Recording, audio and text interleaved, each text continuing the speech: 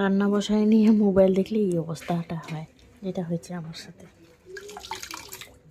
এই যে ভাত,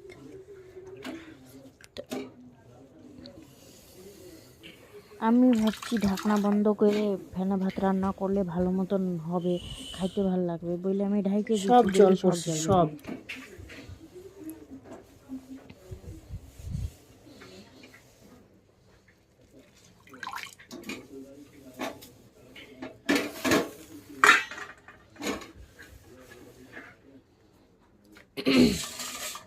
কত জল পড়ছে, সব ভাতের জল বেড়ে গেছে। কিভাবে আমি কোন ধ্যানে ছিলাম।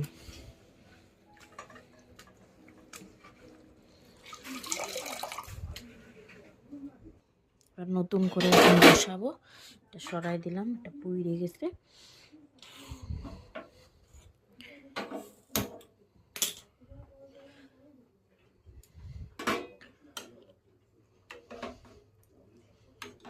ফেনা ভাত করতে বসাইছি, সব জল বাইরে বেরিয়ে গেছে।